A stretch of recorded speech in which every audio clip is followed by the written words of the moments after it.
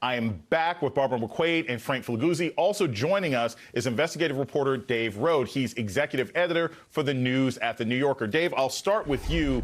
With this news breaking now, I'm going to ask you just sort of a very simple financial question. Do you think that this raid, and you know, for perhaps sources up in New York, do you think this raid might have anything to do with financial crimes that the president has committed that began with investigations with the Southern Office in New York? Or do you think this may have something to do with the insurrection? What's your sort of feeling, and what are your sources telling you about the potential focus of this raid? So in the last few weeks, a government official told me that this issue of Trump mishandling classified documents was a major focus of concern. That there were news reports about this, I think, several months ago, but there were boxes of documents in the White House that were brought down to Mar-A-Lago.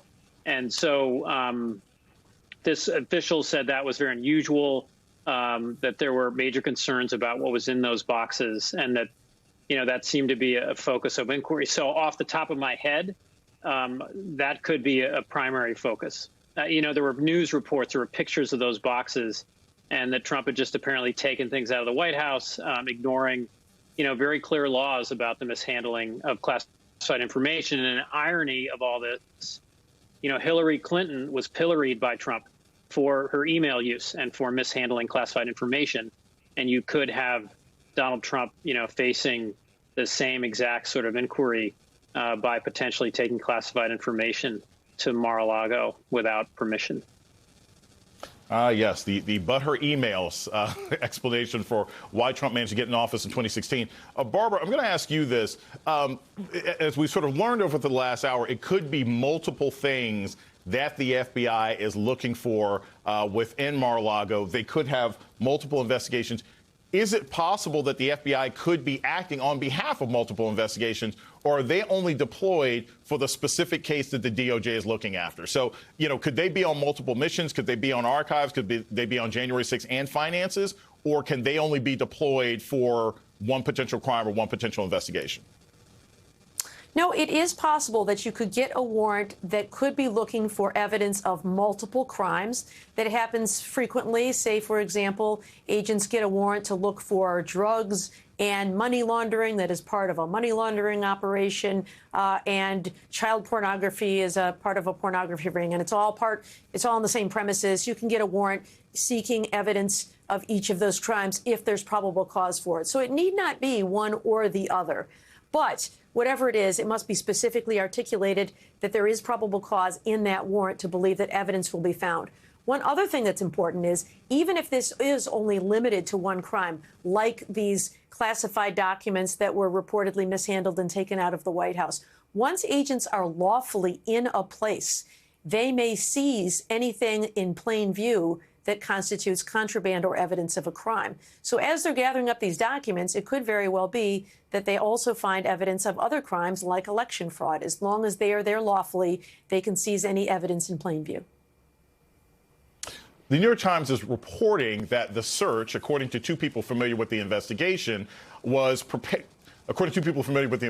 appeared to be focused on material that Mr. Trump had brought with him to Mar-a-Lago, his private club and residence, after he left the White House. Those boxes contained many pages of classified documents, according to a person familiar with their contents. Mr. Trump delayed returning 15 boxes of material requested by officials with the National Archives for many months, only doing so when there became a threat of action being taken to retrieve them. So, Frank, when I ask you this really quick, what we're looking at is a situation where basically he's got a whole bunch of library books or VHS tapes that he hasn't returned. Do you think this is a situation where Trump is going to, potentially send somebody down to the house and say, hey, they're here, don't look at the other things? What are the potential actions of somebody under this investigation right now? What are their opportunities to defend themselves, or are they basically locked out of their own home until the FBI is done looking?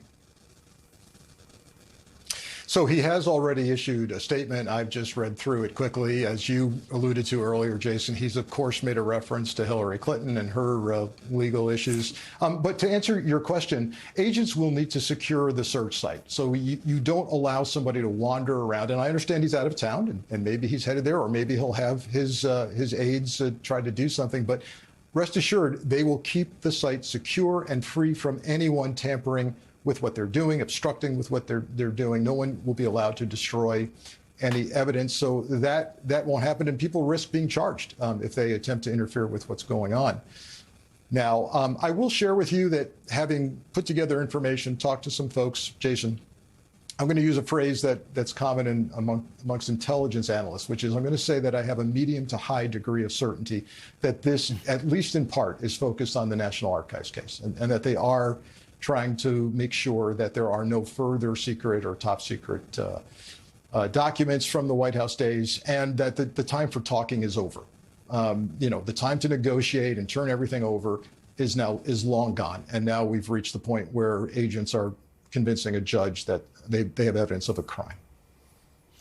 Now, I'm curious about this, Barbara, because if it is something as, I wouldn't say this is simple, because clearly the National Archives have asked for it, but Barbara, if it's simply a matter of retrieving these documents and coming back, does that mean that those charges could simply be forthcoming much faster? Because if this was part of the January 6th investigation, we know there's information that would be part of the ongoing investigation. If this was financial crimes, it was probably just data. But if the concern was, hey, we think you have these library books, we think you have these archives, and we found them in your house after you refused to give them back to us for the last several months, isn't that sort of an open shut case with him getting convicted, or at least having charges and being indicted?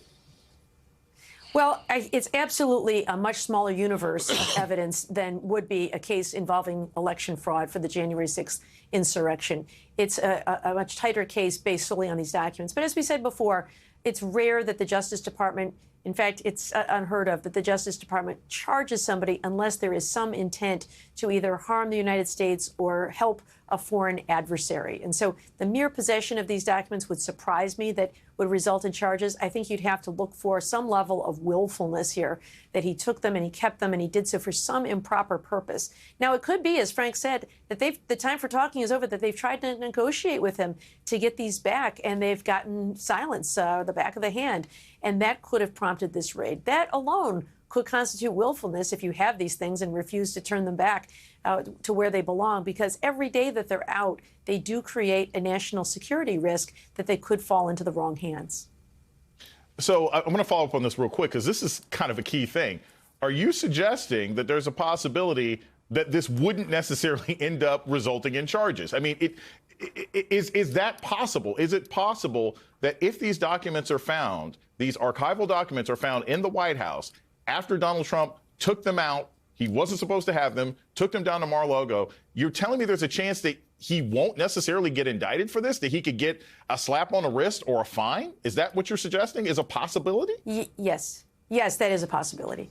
Prosecutors exercise discretion all the time. They don't always bring charges just because they can. I think it'll matter quite a bit what's in these documents, just how sensitive are they. What was President Trump's knowledge that if he had them, that he had them, and what was in them, and why did he have them? Did he have them for some improper purpose? So all of those things will matter. The mere fact that he has them alone is probably not going to be enough for criminal charges, but all those other questions will need to be answered. And if they are answered in a way that is troubling to national security concerns, then certainly criminal charges have to be on the table. I'm joined now by NBC News Justice and Intelligence correspondent Ken Delaney. And Ken, thank you so much for joining us this evening. As Barbara just said, Frank pointed out, Barbara added, we now know that this is sort of an archival search. This is national treasure. We're trying to get this sort of information back from Mar-a-Lago. She also said there's a possibility that simply being in possession of these documents may not be enough to lead to an indictment. What's your assessment, and what are your sources telling you right now are the possible consequences if these archives are found, if these documents are found in Mar-a-Lago? Well, Jason, the first thing they're telling us is we should be careful about what we think we know and we think we don't know. We should be very humble about this. This is a major, major development. The FBI has convinced a judge that probable cause existed to believe that there was evidence of a crime at this location. And essentially what I can tell you is that the FBI is not disputing that they were there.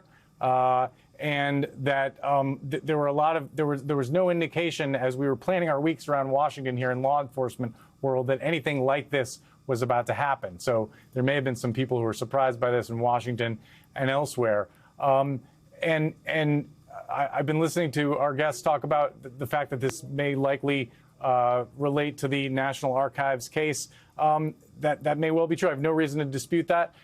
We should all just consider, though, what a dramatic step this is that the FBI has taken here, if it's a case about some records that were taken from the White House.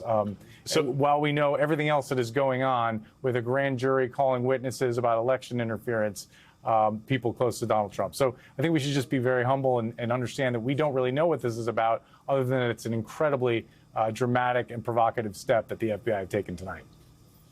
So, Ken, you used a very important tense there. You said they were there. Are you saying that the FBI has obtained what they wanted and they already left? Do you know if they are still on the ground in Mar-a-Lago, still sort of searching for materials, or has this sort of raid come and gone? I don't have that information, Jason. All I'm being told is that the FBI is not disputing Trump's assertion in his statement that they were conducting this raid. I want to go back to Frank very quickly. Frank, I can't stress enough how shocking this is. And as Ken sort of pointed out, there was nobody in Washington who sort of had a clue about this one way or another.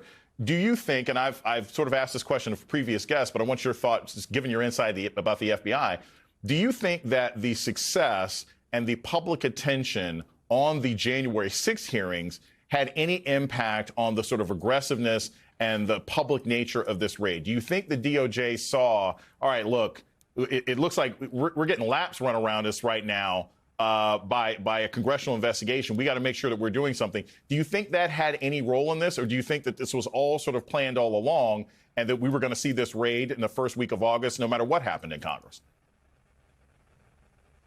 So I like to think, and I believe, that DOJ moves with facts and law in their own timing. We've certainly heard that repeatedly from the Attorney General, right?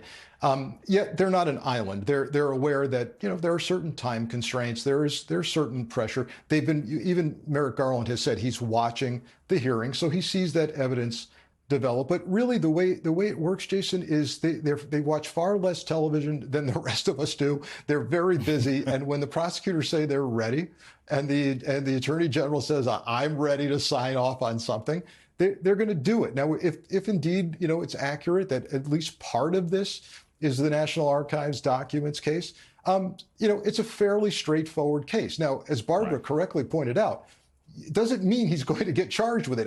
I would predict, by the way, if that's what this is about, that he's going to blame it on somebody else, some administrative clerk squirreled something away. I thought I gave you everything I had. Who knew that this stuff was in my safe or whatever? But then it gets, details become really important, right?